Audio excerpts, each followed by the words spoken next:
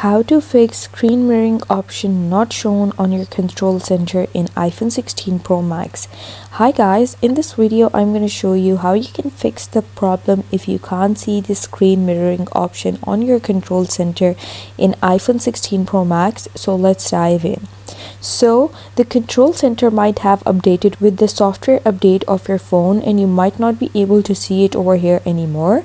So you simply have to just open your control center by dragging the top right corner, and then you have to click this plus sign on the top left corner, and then you have to click add a control by clicking this option.